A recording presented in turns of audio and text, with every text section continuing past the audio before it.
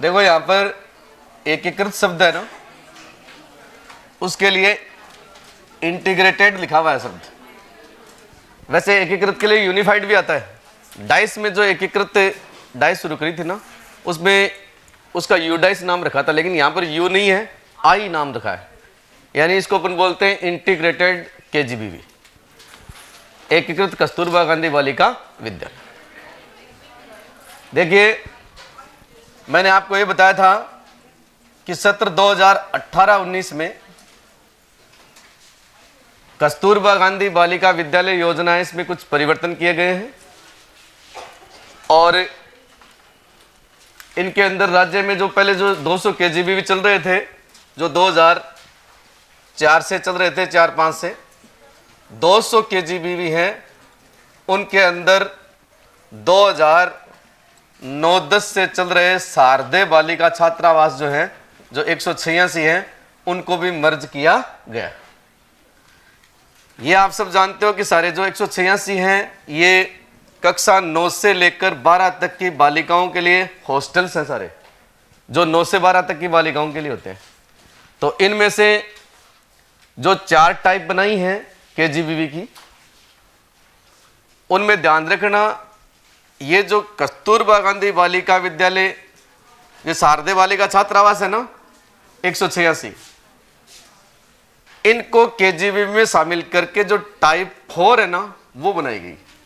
यानी इनको सभी को, ये जो शारदे बालिका छात्रावास हैं, इनको सभी को कौन सी टाइप में डाला है? 4th में डाला है। तो टाइप 4 है ना, वो 9 से 12 तक केवल हॉस्टल ही होते हैं, इसके अंदर स्कूल नहीं होती है।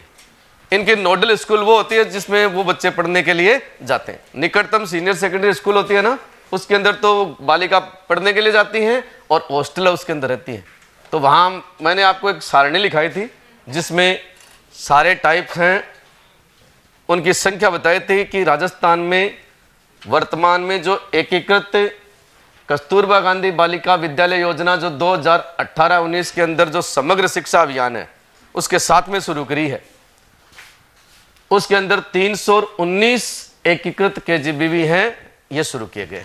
लेकिन वास्तव में जो केजीबीवी टाइप 4 है ना, हॉस्टल सारे के सारे लगभग इसी में लिए गए। और अपन ये भी कह सकते हैं, आपसे ऐसे प्रश्न पूछा जा सकता है कि राज्य के 186 ब्लॉकों में संचालित कक्षा 9 से 12 तक की बालिकाओं के लिए जो शारदे बालिका छात्रावास संचालित किए जा रहे थे, उनको केजीबीवी में मर्ज करके उन्हें क्या नाम दिया गया है? तो आप लिख सकते हो कि इनको एकीकृत कस्तूरबा गांधी बालिका विद्यालय टाइप 4 नाम दिया गया है। ठीक है ना, ये टाइप 4 के हैं। बाकी तो टाइप मैंने आपको चारों बता दी है। लेकिन अभी एक सर्कुलर आया है, पिछले साल का आया है, एक ऑर्डर है जिसमें कस्तूरबा गांधी बालिका विद्यालय यानी इनकी पूरी डिटेल आई है। 100 पेज है इसके अंदर टोटल, जिनमें पूरा टाइप है उनके लिए दिशा निर्देश 2020 के हैं लेटेस्ट। तो उसमें थोड़ी सी संख्या ना वो भी चेंज कर दी है।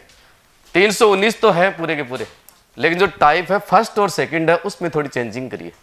तो वो थोड़ी सी चीज आपको मैंने सारणी लिखा दी थी ना, उस सारणी के नीचे नोट लगा कर लिख लीजिए। ये जो सारणी लिखाई है मैंने आपको 319 की, जो 3 टाइप 2 के तो राजस्थान में है नहीं, तो टाइप फर्स्ट है 6ठी से लेकर 8वीं तक, उनकी संख्या बता दी थी आपको।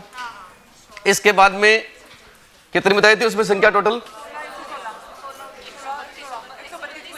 टोटल 132 है। टाइप फर्स्ट के अंदर कक्षा 6 से 8 तक जो स्कूल चलते हैं, दोनों टाइप के, जिनमें हॉस्टल स्कूल दोनों भी हैं और केवल हॉस्टल भी है, उन सबको मिलाकर टोटल 132 स्कूल थे। इसके बाद में आपने टाइप 2 में लिखा कि ये 6 से 10 तक है, लेकिन राजस्थान में इस प्रकार के टाइप संचालित नहीं है, तो उसमें शून्य है सारे। और उसके बाद में टाइप 3 है, वो 6ठी से लेकर 12वीं क्लास तक है। तो टाइप 3 के अंदर आपको टोटल संख्या कितनी लिखाई थी लास्ट में? 68। तो इन फर्स्ट और थर्ड वाली है ना, इनमें चेंजिंग हुई है। टाइप 4 में तो वो कि वही 119 की 19 ही है। तो जो इस समय अगर आपसे वर्तमान में पूछे ना, 2020-21 और 19-20 दोनों के अंदर जो 19-20 में संख्या, ये तो 18 में चालू हुए थे, तो शुरू में बने थे वो तो मैंने भाई जिस साल इनको शुरू किया गया था तब तो 319 को कैसे किया था। लेकिन आज की स्थिति अगर आपसे वर्तमान में पूछते हैं तो थोड़ी सी चेंजिंग है, इसलिए नीचे नोट लगाकर उस नोट के अंदर आप लिख लीजिए। लिखिए, सत्र 2021 में सत्र 2020-21 में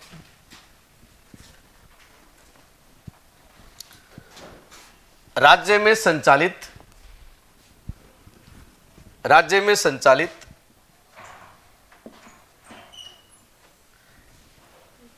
एकीकृत कस्तूरबा गांधी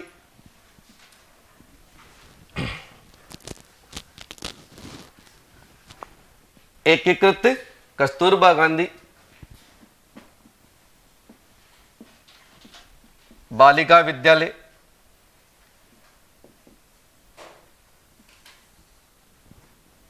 विद्यालय की विभिन्न टाइप्स में निम्नलिखित परिवर्तन किया गया है।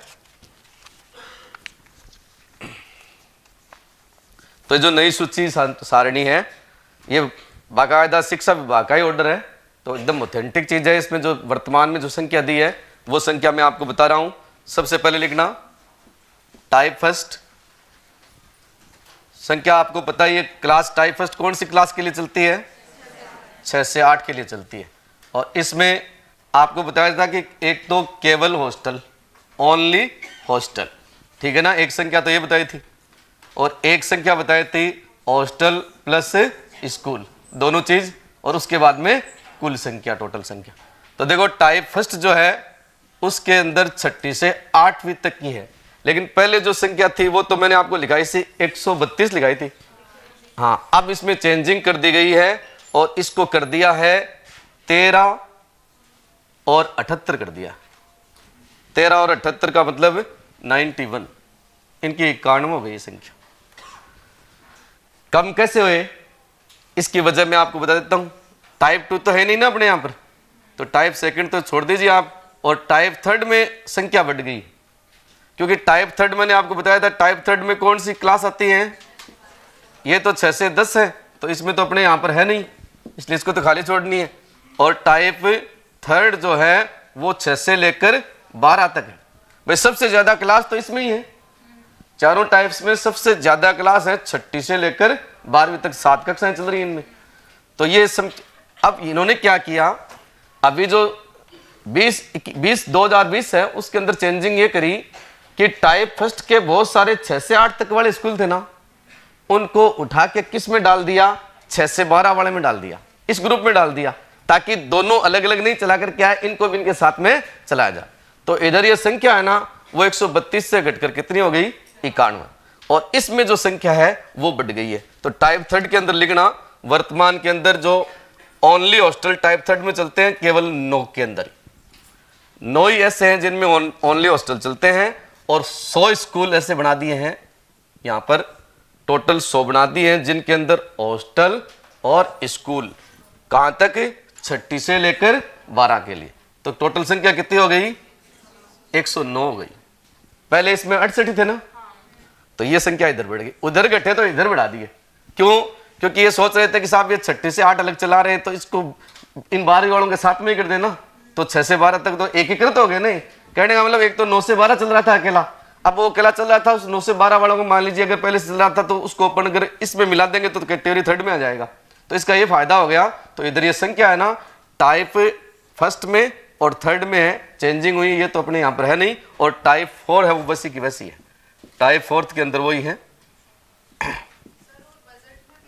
हाँ, बजट में कुछ चेंजिंग नहीं हुई है अभी तक, तो वो वैसे वैसे लिख रखी है इसमें। बजट में कोई बजट का विवरण इसमें दे नहीं रखा है, लेकिन बजट का अभी तक प्रोविजन है ना वो टाइप के अनुसार वही है।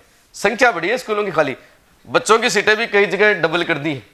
वैसे मिनिमम सभी प्रकार के स्कूलों में मिनिमम सीट कितनी है? 100 कर दी है। अब मिनिमम सीट सब में 100 कर दी है, लेकिन कुछ केजीबी भी इस प्रकार के हैं जिनके अंदर 220 सीट और 3-4 केजीबी भी जैसे इसमें दे रखे हैं कि ये जो 6 से 12 वाले हैं उनमें 1 केजीबी है, उसमें 250 सीट है, 1 केजीबी में 150 सीट है, 60 केजीबी में 200 सीट है, 6 के अंदर 200 सीट है, और बाकी 38 और 3 जो है ये इनके अंदर 100 सीट है। इस प्रकार से सीटें भी क्या है अलग अलग कर दी। तो सीटों के हिसाब से ही बजट है उसमें चेंजिंग हो जाती है, लेकिन वो अपने को ध्यान रखना है खाली सिर्फ 4 जो टाइप्स है ना इनका, क्योंकि पहले मॉडल 3 चलते थे तो वो मॉडल वाला सिस्टम तो खत्म हो गया और ये टाइप वाला सिस्टम शुरू हो गया। तो ये लास्ट वाली जो है 9 से लेकर 12, और इनकी संख्या मैंने आपको बताया थी, यहाँ केवल ओनली हॉस्टल है 119। ये स्कूल वाला सिस्टम नहीं है, नोडल स्कूल में जाना पड़ता है। 119 संख्या है और इनको जोड़ लीजिए आप, 319 होने चाहिए। ये एकदम लेटेस्ट डाटा है आपके वर्तमान में। तो ये चेंजिंग हुई है, खाली टाइप फर्स्ट और टाइप थर्ड है उसके अंदर संख्या में तब्दीली हुई है, टाइप 4 है उसके अंदर कोई परिवर्तन नहीं हुआ। अब इनके नीचे एक बात लिखो, हाँ उतार के लीजिए इसको।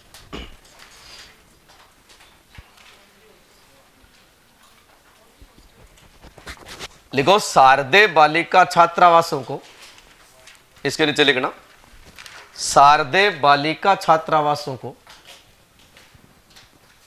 शारदे बालिका छात्रावासों को केजीबीवी में एकीकृत करने के बाद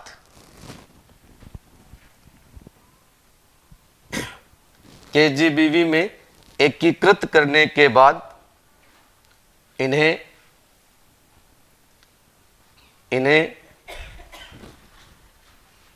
इनवर्टेड कोमा में लिखना एकीकृत कस्तूरबा गांधी बालिका विद्यालय,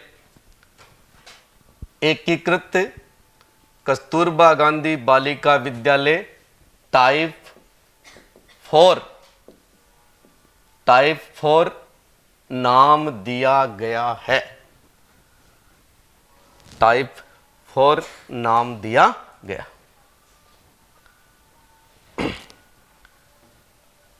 केवल हॉस्टल ही होता है इनमें, टाइप 4 वाले में स्कूल होती है ना, वो निकटतम सरकारी सीनियर सेकेंडरी स्कूल होती है, उसमें लड़कियां पढ़ने के लिए जाती हैं, रहती हॉस्टल में।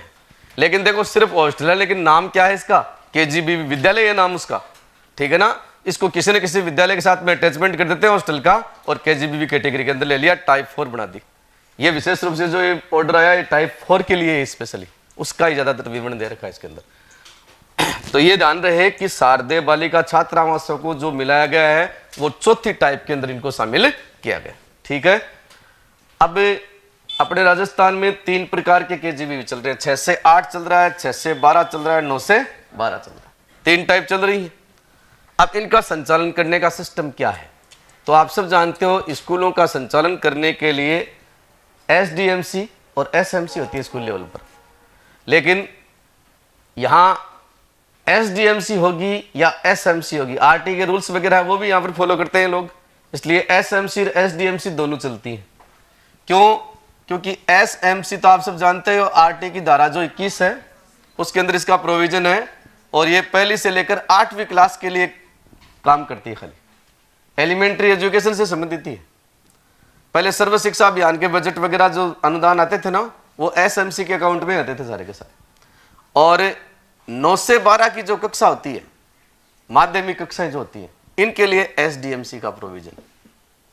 एसडीएमसी वो राज्य सरकार के अलग से नियम, उसका आरटी से कोई लेना देना नहीं है। एसएमसी 1 से 8 के लिए है, एसडीएमसी 9 से 12 के लिए है। फर्क दोनों में ये है कि एसएमसी की जो आरटी की धारा 21 है उसके अनुसार सदस्य संख्या मिनिमम कितनी होनी चाहिए, 15 होनी चाहिए, बाकी बढ़ा सकते हो आप। और एसडीएमसी है, इसकी मेंबरशिप कितनी होती है, अपने राजस्थान में 23 है वर्तमान में। इन दोनों के अंदर थोड़ी सी तब्दीलियां भी की गई हैं, लेकिन अपने सिलेबस में तो मैं आपको दोनों पढ़ाऊंगा आपको लास्ट में। एसडीएमसी तो नहीं है अपने, लेकिन एसएमसी है, अलग से टॉपिक है। जो 33 टॉपिक है उनमें से एक टॉपिक है वो स्कूल मैनेजमेंट कमेटी भी है। राज्य सरकार ने इसके लिए 30 नियम बना रखे हैं, वो 30 नियम आपको सारे बता देंगे।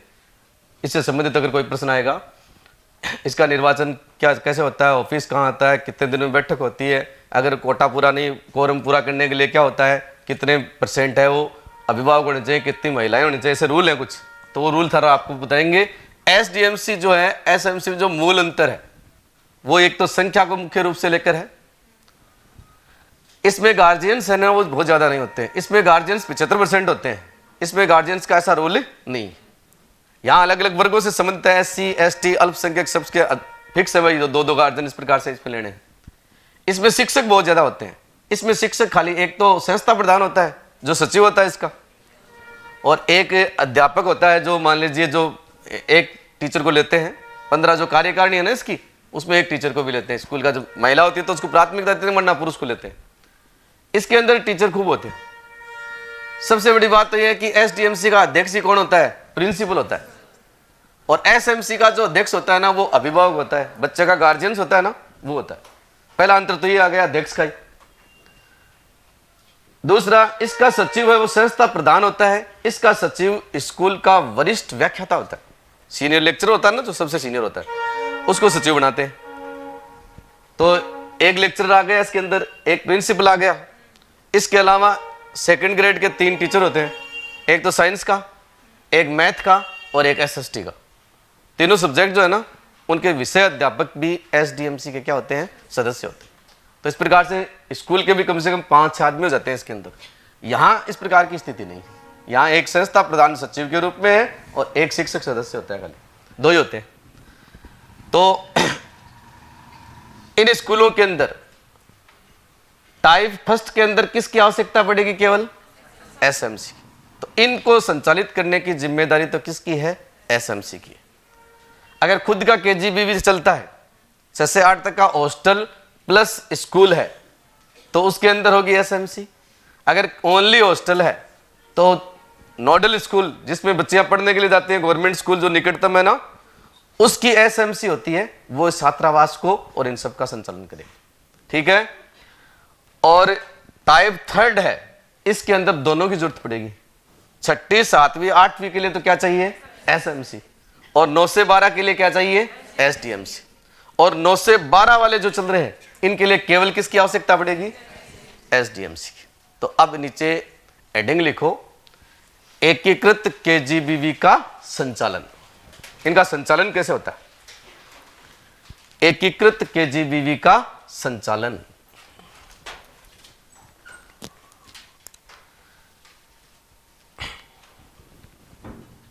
एकीकृत KGBV का संचालन।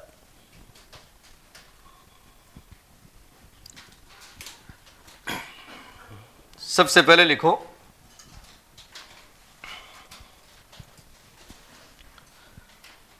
राज्य स्तर पर संचालन।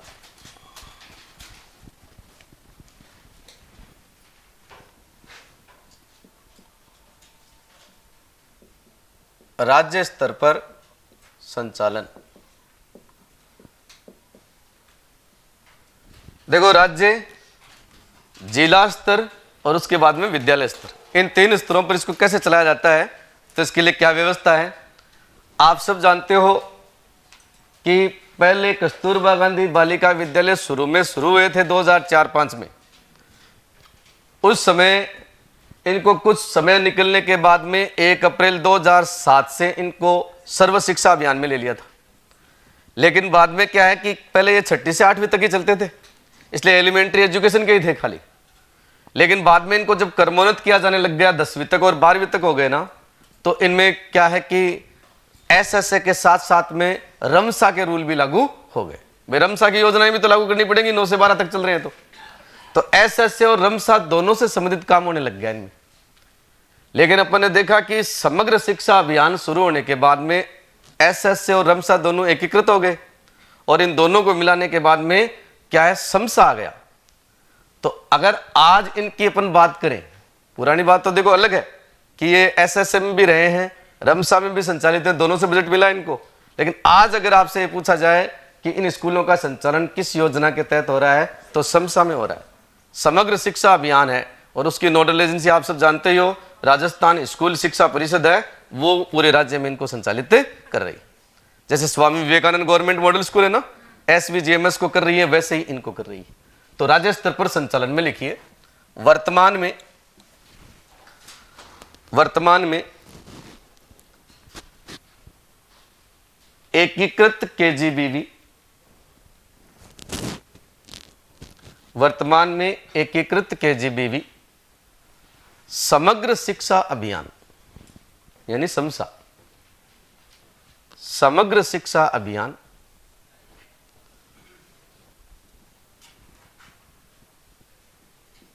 समग्र शिक्षा अभियान के अंतर्गत संचालित किए जा रहे हैं,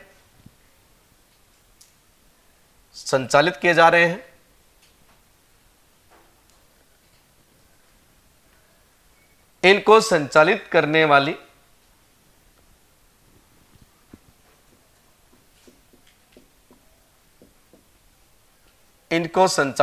वाली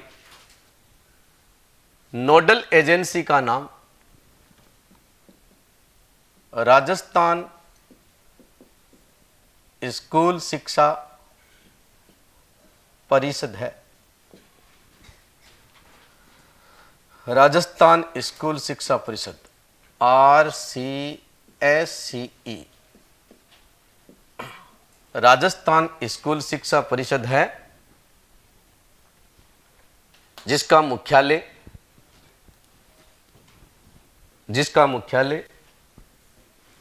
शिक्षा संकुल जयपुर में है।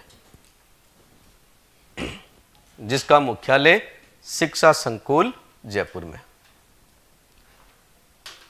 क्योंकि ये तो अपन सब जानते हैं कि समसा में आ गई, समसा की नोडल एजेंसी कौन है? राजस्थान स्कूल शिक्षा परिषद है। इसलिए वर्तमान में स्कूल हैं वो सारे के सारे नोडल एजेंसी की अगर बात करें तो RCSC जो है इसी के द्वारा पूरे राज्य में संचालित किए जा रहे हैं। इसके बारे में मैंने आपको बता दिया था कि ये जो परिषद है इसका एक आयुक्त होता है।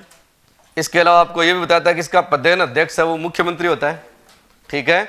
और शिक्षा मंत्री और अपना जो मुख्य सचिव वो दोनों इसके क्या होते हैं? उपाध्यक्ष होते हैं। ये अपन जानकारी ले चुके हैं, पहले SVGMS में बताया था मैंने आपको। तो ये जो परिषद है मुख्यमंत्री की, इसकी जो शासी परिषद होती है उसके अंदर CM जो है वो इसका चेयरपर्सन होता है और शिक्षा मंत्री और मुख्य सचिव 2 उपाध्यक्ष के पद भी होते हैं।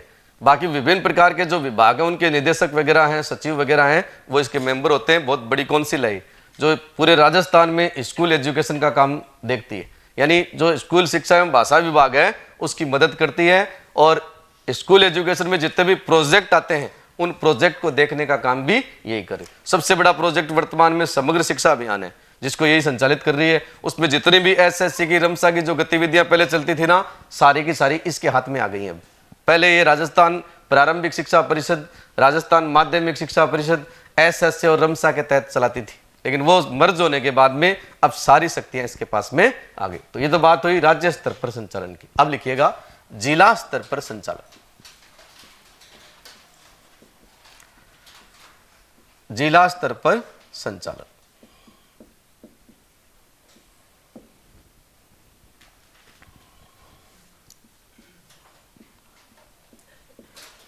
संस्था का नाम लिखना जिला स्तरीय निष्पादन समिति।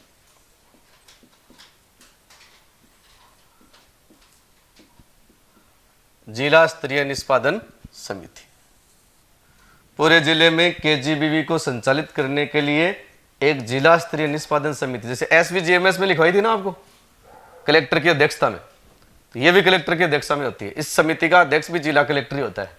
जिले में जितने भी KGBV चलते हैं ना उन सब की मॉनिटरिंग संबंधी काम है, पर्यवेक्षण का काम है, मॉनिटरिंग का काम है, वो इस कमेटी के द्वारा किया जाता है, जिसके अंदर शिक्षा विभाग के बहुत सारे अधिकारी कलेक्टर सहित होते हैं। लिखिएगा 1 नंबर पर लिखिए जिला कलेक्टर। मेंबर लिखा रहा हूं इसके, जिला कलेक्टर, कोष्टक में लिख देना आगे अध्यक्ष। 2 नंबर पर लिखो मुख्य जिला, वर्तमान स्थिति लिखा रहा हूं भाई, मुख्य जिला शिक्षा अधिकारी CDO, मुख्य जिला शिक्षा अधिकारी यानी CDEO, एवं एक पोस्ट और है इसके साथ में पदेन जिला परियोजना समन्वयक। जिला परियोजना समन्वयक शॉर्ट में क्या बोलते हैं? DPC। किसका DPC? समसा का। समसा का DPC भी होता है। डिस्ट्रिक्ट प्रोजेक्ट कोऑर्डिनेटर है पूरे जिले के अंदर। तो सीडीओ और डीपीसी एक ही आदमी होता है, ठीक है ना। और आप सब जानते ही हो कि जो एकीकृत केजीबीवी वो समसा में चल रहे हैं, तो समसा के तहत डीपीसी के रूप में इनको देख रेख करने का दायित्व है वो सीडीओ को ही है।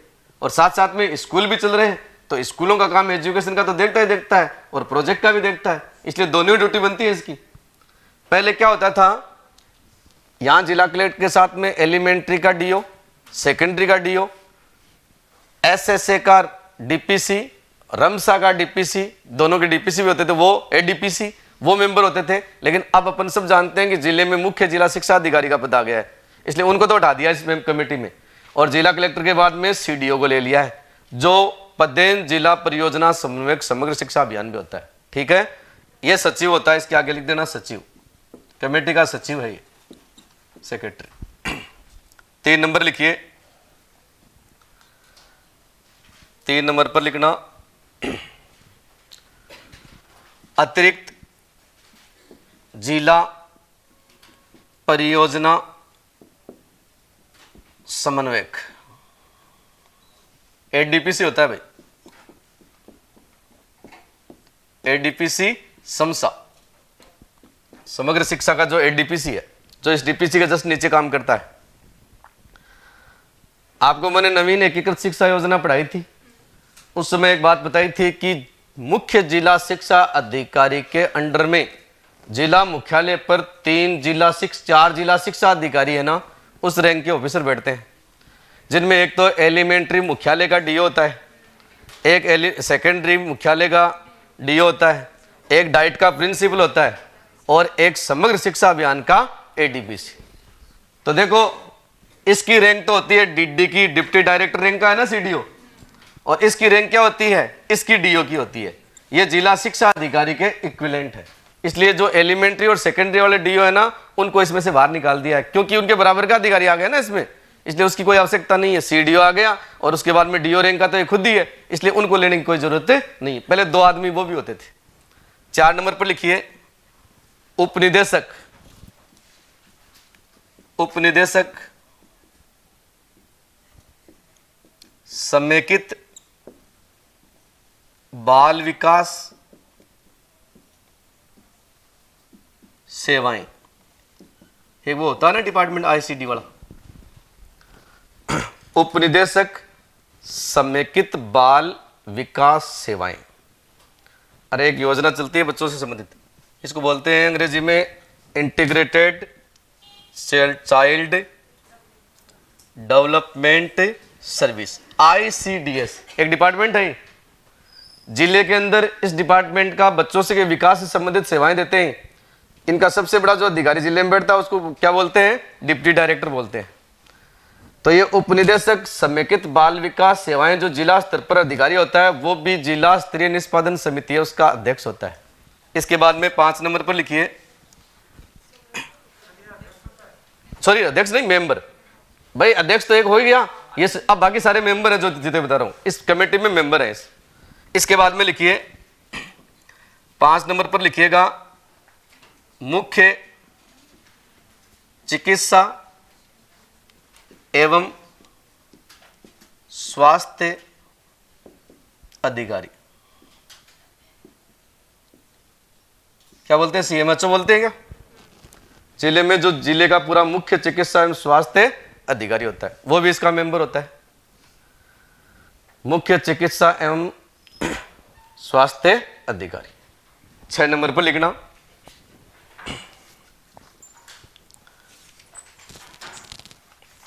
एक मिनट, इसके बाद में लिखो प्रधानाचार्य डाइट, प्रधानाचार्य डाइट। जिले में जो डाइट होती है ना, उसका प्रिंसिपल है, वो भी इस कमेटी का मेंबर होता है, प्रधानाचार्य डाइट। 7 नंबर पर लिखिएगा,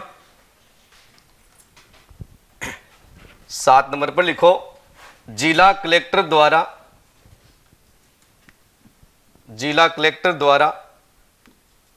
मनोनीत 2 प्रधानाचार्य कोष्टक में लिख देना एक महिला होनी चाहिए दोनों में से। जिला कलेक्टर द्वारा मनोनीत 2 प्रधानाचार्य, जिनमें से एक महिला होनी चाहिए। हाँ भाई ये बालिकाओं के स्कूल है ना, इस वजह से उसमें कंडीशन कर रहे कि भाई एक एक वो रखनी है। ये प्रिंसिपल ही होते हैं, ये जो निर्णय लेते हैं उसके अंदर अपनी भागीदारी निभाते हैं। मेंबर है सारे। 8 नंबर लिखिए। 8 नंबर में लिखना शिक्षक संघ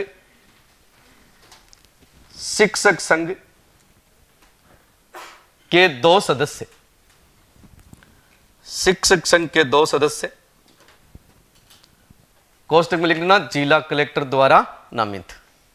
ये भी जिला कलेक्टर ही लगाता है, जिला कलेक्टर द्वारा नामित।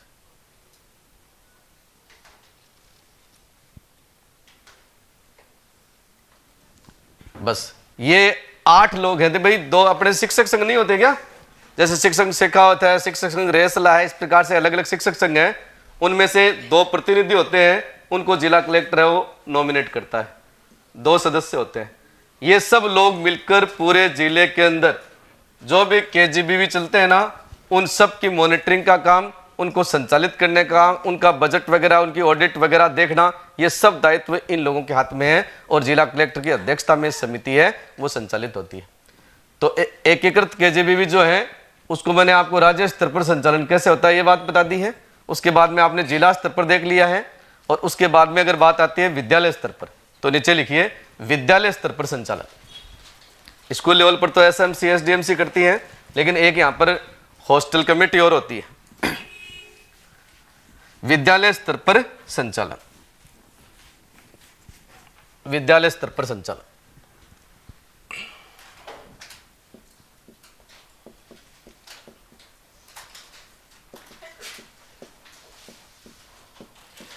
हाँ जी,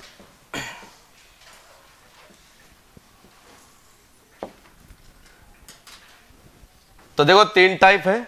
तो लिखो टाइप फर्स्ट में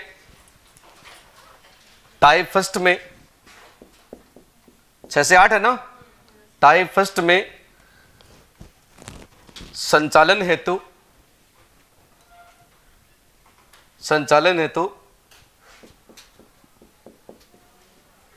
आरटी 2009 के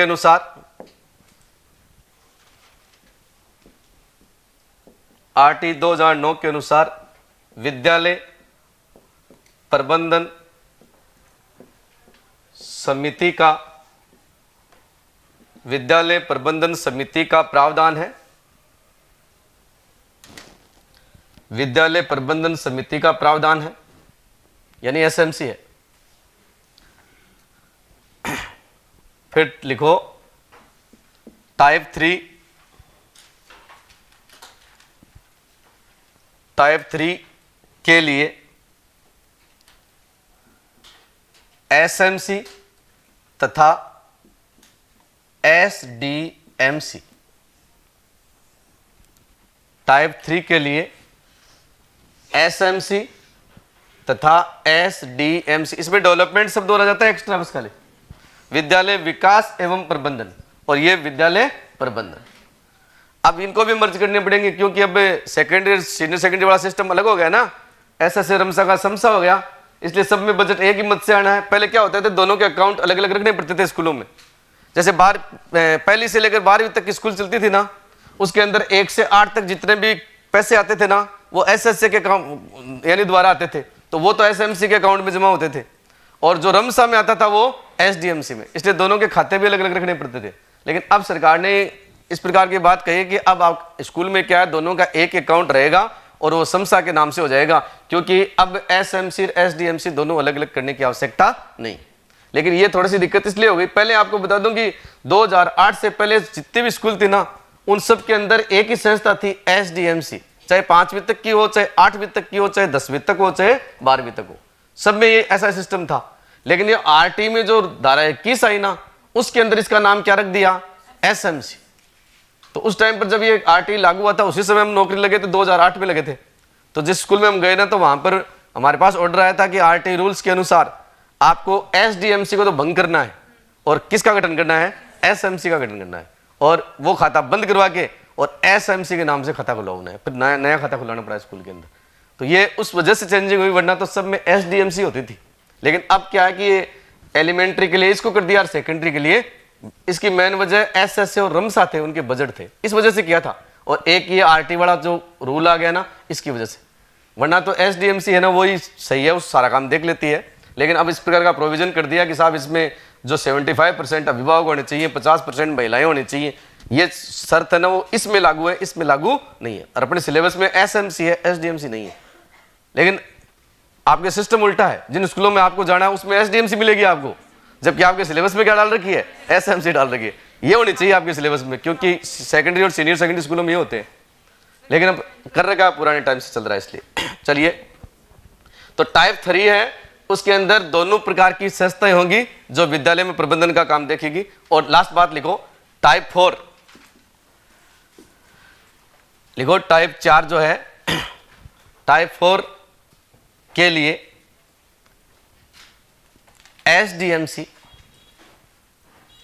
एसडीएमसी का प्रावधान है, एसडीएमसी का प्रावधान है।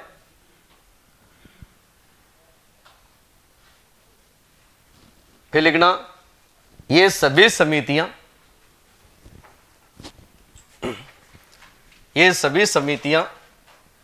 शिक्षण कार्य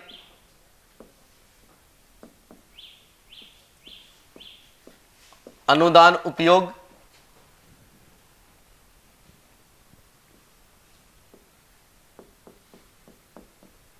छात्रावास व्यवस्था, ये सभी समितियां शिक्षण कार्य अनुदान उपयोग छात्रावास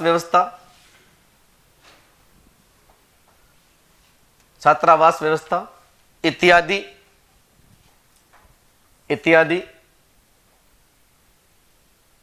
की मॉनिटरिंग का कार्य करेंगी, इत्यादि की मॉनिटरिंग का कार्य करेंगी।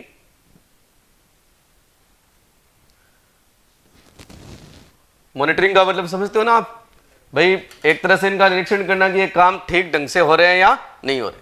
और सबसे बड़ा जो काम होता है एसएमसी का, आप सब जानते हो, एसएमसी और एसडीएमसी को विद्यालय विकास योजना बनानी पड़ती है। हर एसएमसी और एसडीएमसी धारा 21 है ना, उसके जस्ट आगे धारा 22 में लिखा हुआ है विद्यालय विकास योजना। एक एसएमसी जो होती है उसके सदस्यों का कार्यकाल कितना होता है, 2 वर्ष होता है। ध्यान रखना, एसएमसी के अंदर जो निर्वाचित सदस्य होते हैं ना, पदेन का तो कोई कार्यकाल नहीं होता है, पदेन तो फिक्स है, लेकिन निर्वाचित का कार्यकाल कितना होता है। और विकास योजना कितने साल की बनानी पड़ती है, 1 साल की एडवांस बनाती है। ये इस प्रकार का प्रोविजन है। तो मेन काम इनका अपने स्कूल हॉस्टल्स वगैरह का विकास है, उससे संबंधित इन कामों की टीचिंग कैसी चल रही है, जो पैसे आ रहे हैं उनका सही ढंग से उपयोग हो रहा है क्या, इसके साथ साथ में हॉस्टल्स के अंदर व्यवस्थाएं वगैरह कैसी चल रही हैं, इन सब की मॉनिटरिंग, इनका पर्यवेक्षण, इनका निरीक्षण, ये सारा काम करने का दायित्व स्कूल में एसएमसी और एसडीएमसी को दे रखा है। लेकिन आपको बता दूं कि एसडीएमसी छात्रावास है ना, उसका संचालन करने के लिए एक अलग से कमेटी हो रखती है, जिसको बोलते हैं छात्रावास संचालन समिति।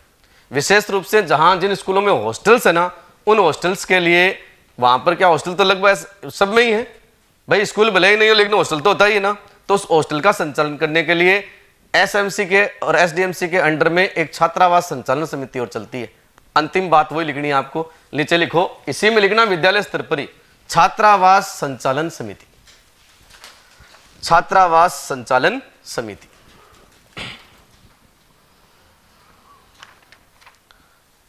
छात्रावास संचालन समिति, सदस्य लिखिएगा इनका कौन कौन होते हैं इसमें।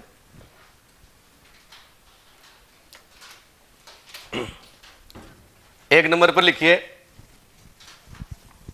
छात्रावास संचालन समिति है, उसमें 1 नंबर पर लिखिएगा नोडल स्कूल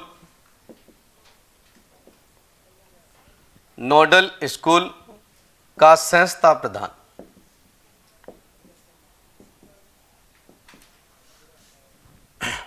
नोडल स्कूल का संस्था प्रधान, आगे लिख दो अध्यक्ष। इसका मतलब समझे क्या आप?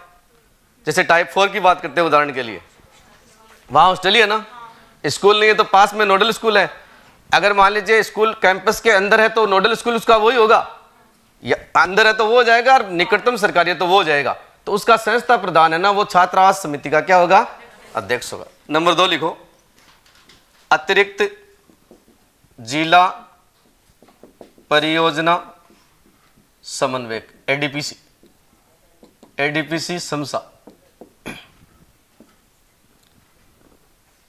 एडीपीसी समसा। 3 नंबर लिखो,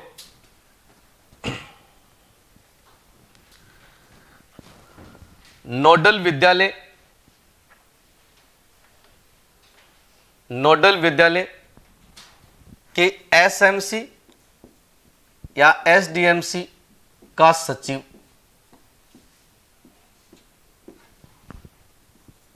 नोडल विद्यालय की एसएमसी या एसडीएमसी का सचिव, यह भी मेंबर होता है। इसके बाद में आगे लिखो, नोडल विद्यालय का कैशियर, कैशियर होता है ना जो पैसे संबंधी लेन देन करता है,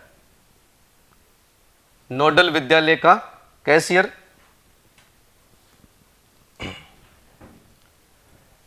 तो एक कैशियर जो होता है उसको भी मेंबर बना के रखते हैं इसमें। इसके बाद में अगला लिखना, हॉस्टल वार्डन। हाँ बाबू ही होता है, वैसे अकाउंटेंट की कोई पोस्ट होती नहीं है हमारे। हॉस्टल वार्डन, भाई सीनियर सेकेंडरी स्कूल आप सब जानते होंगे, एक सीनियर सेकेंडरी स्कूल के अंदर नॉन टीचिंग स्टाफ में कौन कौन होता है? अधिकृत जो 2 तो चपरासी के पद होते हैं, जिनको आजकल कार्यालय सहायक बोलते हैं, ऑफिस असिस्टेंट, चपरासी नाम खत्म कर दिया अब। और एक पुस्तकालय अध्यक्ष होता है, लाइब्रेरियन। और इसके अलावा एक एलडीसी और एक यूडीसी, 2 बाबू की पोस्ट होती है। ये पोस्ट तो क्या है कि 5 पोस्ट सामान्यतः सब सीनियर सेकेंडरी स्कूलों में होती है। बाकी आपके जो साइंस वगैरह चलती है उसमें लैब असिस्टेंट की पोस्ट भी होती है, तो कई जगह वो पोस्ट भी होती है। तो नॉन टीचिंग स्टाफ भी होता है, तो उसमें ज़्यादातर क्या है कि कैशियर है, अकाउंटेंट का काम है, यूडीसी एलडीसी उनमें से ही कोई देखता है। तो कैशियर नोडल स्कूल का, हॉस्टल वार्डन जो छात्रावास है उसकी जो वार्डन है वो मेंबर होगी, महिला होती है ये। और 6 नंबर पर लिखिए, 6 नंबर पर लिखिएगा, छात्रावास में रहने वाली, छात्रावास में रहने वाली बालिकाओं के, छात्रावास में रहने वाली बालिकाओं के 2 अभिभावक, 2 गार्जियन होते हैं ना, वो भी मेंबर होते हैं। 2 अभिभावक। और लास्ट मेंबर लिखिए, छात्रावास में रहने वाली एक बालिका, छात्रावास में रहने वाली एक बालिका। एसडीएमसी में भी होता है भाई, आपको पता होगा, एसएमसी एसडीएमसी दोनों के अंदर छात्र सदस्य भी होता है, एक स्टूडेंट में से लेते हैं एक को।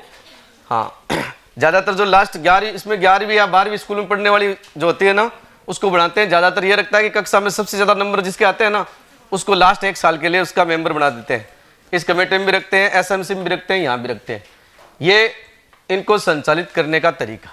बस अब जो चेंजिंग हुई है, जो नए परिवर्तन हुए हैं, वो मैंने आपको कंप्लीट करवा दिए हैं। इसी के साथ में अपने केजीबीवी और एकीकृत केजीबीवी दोनों कंप्लीट हो गए।